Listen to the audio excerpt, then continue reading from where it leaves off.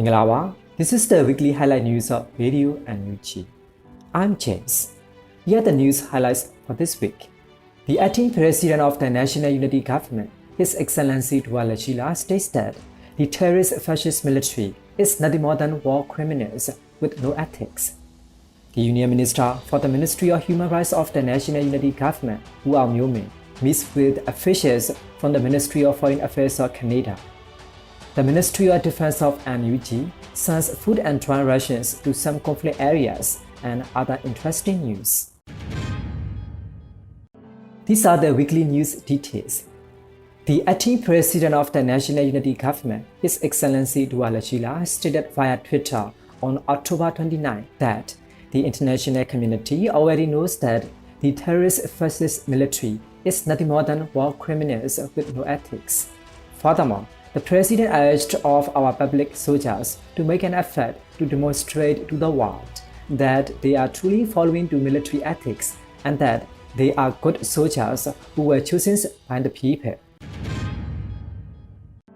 The Myanmar delegations of the National Unity Government met with Canadian parliamentarians for the Ministry of Foreign Affairs of Canada at their Parliament of Canada on 26 October. The delegation was led by the Union Minister for the Ministry of Human Rights of the National Unity Government, Aung Myo Min, the Deputy Minister, Aung Kyaw Moe, and advisors and spokesperson for the NUG Presidential Office, Kyaw Zaw.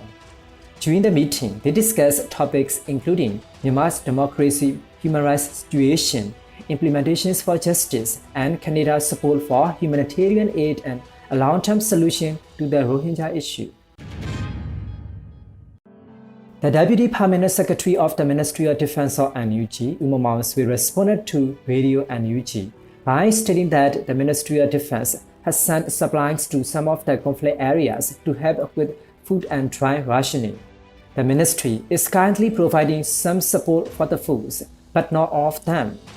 In September, 7,984 personnel from all over the country were supported by the People's Revolution Supply Family PRF, which also received $353,628 in support funding. In September, the service will be used for the 17 shipment of food and general expenses of the PDF battalion's columns, and once in possession of the People's Defense Forces, they will be reported back through PRF pages. During Operation 1027, 2 armored vehicles belonging to the terrorist military council were captured, according to reports. According to MNDAA reports, the terrorist military group's 2 MTLBSH armored fighting vehicles were captured on the second day of the operation on 28 October. According to Asian state-based news agency, the Kogan Army MMDAA controls the China-Myanmar border town of Chinshui. More than 40 terrorist military council stations had been seized within a few days of the start of the Operation 1027. Despite the use of the jet powerful weapons, a series of rockets, armored vehicles and tanks, the terrorist military group is unable to achieve success. The success of Operation 1027 demonstrates the spirit and strategy of the revolutionary forces, which have the support of the entire population. Last April, the joint forces of the Chin National Army (CNA) and the Chin Defense Force (CDF) attacked and destroyed 2 armored vehicles of the Ministry Council between the Hakka and Falan areas. The US and Western countries sanctioned Myanmar oil and gas industry (MOGE) on 31 October as a target of punishment for the Myanmar Military Council. The US Department of State issued a statement prohibiting US financial institutions from providing services to the benefits of the state-owned MOGE, starting 15 December. This sanction action against MOGE aims to limit the regime's ability to purchase weapons to carry out atrocity against the people of Myanmar. These actions were taking place in arrangement with designations made by both the United Kingdom and Canada on 31 October, the day MOGE was sanctioned.